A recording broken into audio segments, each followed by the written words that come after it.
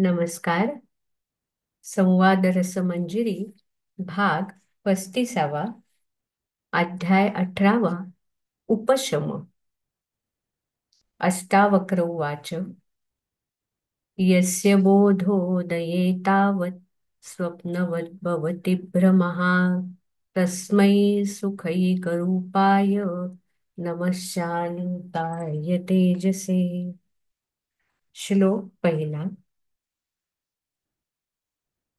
निळ्याभोर आकाशाकडे नजर स्थिर करून पाहताना जाणवणार प्रशांत, निश्चळ, गहन अस्तित्व, ज्या एकतेमध्ये नितांत वस्ती करून असतं, ज्याचा उदय होणं म्हणजेच भ्रमाची रात्र संपून जाणं, जो भेटला म्हणजे दुःखाला स्मृतीत देखील जागा उरत नाही, ज्याला जाणणं म्हणजे बंधाच्या बेड्या खळखळ गळून पडणं, जो नित्योदित आहे म्हणून हजारो सृष्टी उठत आहेत, भासत आहेत, निमून जात आहेत.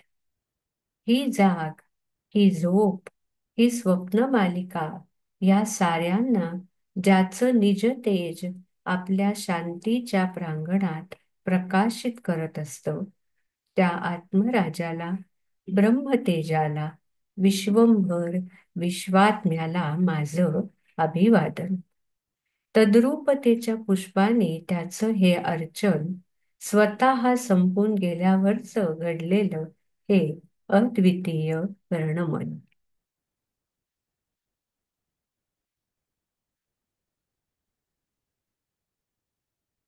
अर्जयित्वाखिलानर्थान् भोगानाप्नोति पुष्कलान् न हि सर्वपरित्यागं मन्तरेण सुखी भवेत्. मित्रा जनका, या राज्याचा स्वामी म्हणून तुला अनेक नजराणे, खंडण्या, देणग्या प्राप्त होत असतात.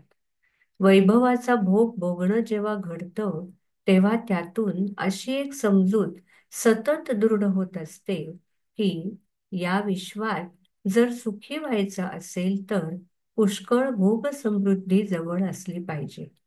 जीवनात वेगवेगळे सुखभोग भोगायला मिळाले पाहिजेत. आणि ह्या समजुतीने मनुष्य या विषयांच्या प्राप्तीसाठी धावत असतो आणि ते विषय मिळवून देणाऱ्या धनाच्या मागेही धावत असतो.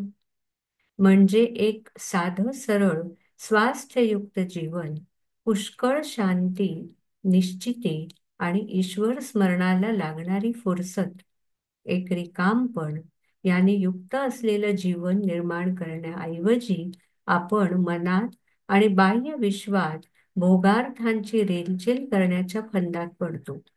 आपल्या मनातही त्यांचीच अडगळ भरून घेतो आणि बाहेरही त्याचं स्थूल, जड, पांचभौतिक सुखांचा गराडा ओढवून घेण्यालाच सुखी होणं ही संज्ञा देऊन बसतो. राजा जनका, खरं विचारून पाहशील तर तुझ्या लक्षात येईल की मनातून ही सगळी अडगळ, हा सगळा पसारा विसर्जित झाल्याशिवाय आणि मन अगदी रिकाम शांत झाल्याशिवाय कोणीही सुखी होऊ शकत नाही. आता आणखी एक असा प्रश्न उभा राहतो की प्रत्येकानेच असं संन्यस्त होऊन जगायचं ठरवलं तर ते कसं काय शक्य आहे आणि त्यानंतर विश्व रहाटी चालेल का? पण हा प्रश्नच चुकीचा आहे, कारण मानसिक गरजेतून अनावश्यक जमवाजमव सुरू होत असते. मनाने कल्पिलेली भीती नावाची चेटकी आणि असुरक्षिततेचा खोटाच वेताळ यांच्या दबावाने मन अनावश्यक जमवाजमवीचे स्टोम इतकं माजवतं की त्यातून अनर्थ सुरू होतात. उदाहरणार्थ, 2-3च माणसांचं कुटुंब असेल तर तिथे किती संग्रह आवश्यक आहे की जेणेकरून त्यांना वर सांगितलेलं आरोग्य, स्वास्थ्य आणि ईश्वर स्मरणासाठी लागणारी फुरसत आणि शांती बऱ्याच प्रमाणात उपलब्ध राहील. याचं एक गणित असेल तर जिथे 10-12 माणसांचं कुटुंब सांभाळायचं, तिथलं आर्थिक गणित वेगळं असेल. पण अशा कोणत्याही पार्श्वभूमीमुळे आवश्यक असणारं अर्थार्जन आणि अनाहूत संकटांची तजवीज यांच्याही पुढे जाऊन मानवी मन, मानसिक आवश्यकता, भीती आणि असुरक्षितता यांचं जाळं ज्या बिंदूला विणायला लागतं, त्या बिंदूलाच ते जाळं तोडून काढण्याचं धैर्य दाखवलं. ज्या बिंदूला ते जाळं विणणं सुरू होतं, त्या बिंदूलाच ते जाळं तोडून काढण्याचं धैर्य दाखवणं आणि तिथे संन्यस्ततेचेच महत्त्व धरून ठेवणं ही गोष्ट अत्यंत आवश्यक आहे. तिथे टटकन तुकडा पाडून जो या मानसिक गाठींपासून स्वतःला नित्यमुक्त ठेवतो, तोच खरा सुखी होतो. पण अशा बिंदूवर माणूस समाजातल्या अधिक श्रीमंत, अधिक सामर्थ्यवान व्यक्ती होण्यात एक मानसिक आनंद मानत राहतो. त्याच्या सुप्त ईर्ष्यांना साकार करायला लागतो आणि आंतरसंन्यासाची परिभाषा जाणण्याच्या वाटाही बुजवून टाकतो. म्हणून आंतरसंन्यासाखेरीज विशुद्ध सुख शांती सदैव अप्राप्तच राहते. पण त्या संन्यस्ततेनेच जगरहाटी खऱ्या अर्थाने उत्तम चालते.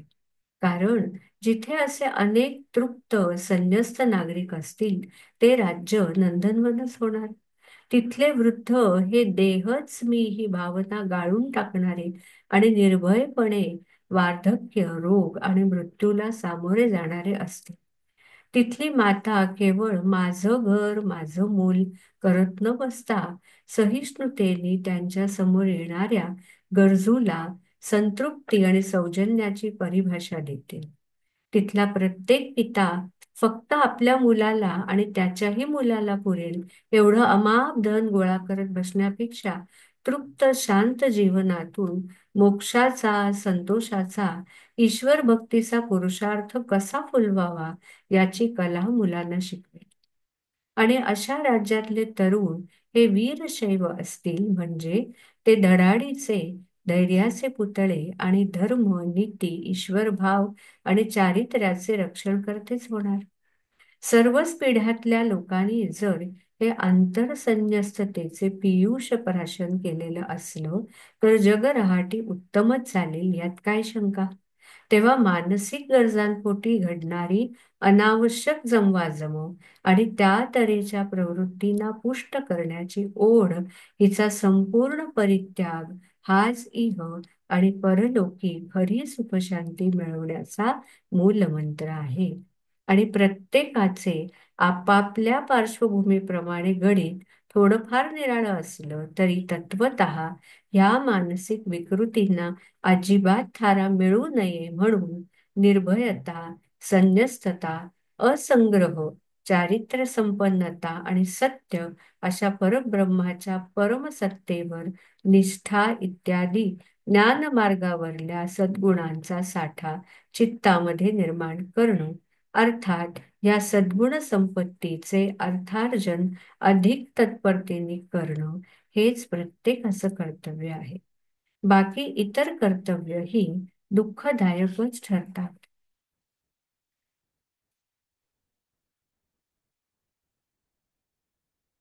कर्तव्य दुःख मार्तंड ज्वाला दग्धांतरात्मनः कुतप्रशम पीयूष धारासारमृते सुखम. कारण हे राजा जनका, मनुष्य प्राणी कर्तव्य या शब्दाची व्याप्ती अनावश्यकपणे इतकी वाढवत नेतो की शेवटी ती एक दुःख सूर्याची जाळून टाकणारी शलाका नव्हे तर ज्वालाच बनते आणि माणसाचं अंतःकरण दग्ध करून टाकते. आणि म्हणून आत्मज्ञानजन्य उपशम अर्थात परमशांतीची जी अमृतधारा, तिच्या वर्षावाच्या प्राशनाचे सुख त्याला मिळू शकत नाही. तू म्हणशील की कर्तव्य करण्यात वाईट काय आहे? पण मला सांग, कर्तव्य हे जर पूर्ण निर्दोष असतं तर ते असं दुःख पर्यवसायी झालं नसतं. तेव्हा वरती सांगितल्याप्रमाणे कर्तव्य हे सुद्धा जेव्हा मानसिक गरजा, विकृती, भीती, संरक्षणाची अवास्तव गरज अशांमधून उभं केलं जातं तेव्हा ते दुःखदायी ठरतं. किंबहुना या साऱ्या विकारांनी रहित असे अत्यंत स्वस्थ, आरोग्य संपन्न आणि लख दर्पणासारखे स्वच्छ ज्याचे चित्त आहे, तो जे कर्म करतो त्याला तो कर्तव्य वगैरे बिरुद देखील लावण्याचा खटाटोप करत नाही. सहज समोर येणाऱ्या क्षणोक्षणीच्या नवनवीन जीवनात त्याच्या शुद्ध बुद्धीने दिलेला कार्यकर्मांविषयीचा निर्णय अंमलात आणून ते करूनही अत्यंत अकर्तृदशेत त्याला वावरता येतं. आणि त्यामुळेच बाहेर व्यवहारापुरतं जरी त्या गोष्टीचे जुजबी कर्तृत्व त्याच्याकडे गेलं, तरी तो अभेद्यपणे स्थिर, शांत आणि खऱ्या अर्थाने स्वर्गीय आनंदाची अकर्तृदशा आत नेहमी भोगत असतो, हे निश्चित. आणि याचं खरं कारण एकच आहे, आणि ते म्हणजे अशा स्वच्छ चित्त पुरुषाला आत्मस्वरूपाचं दर्शन घडल्यामुळे त्या परमतत्व स्वरूप आत्म्याखेरीज बाकी सर्व भ्रमरूप आहे याचं त्याला निखालस ज्ञान असतं. या भागात इथेच थांबू. नमस्कार.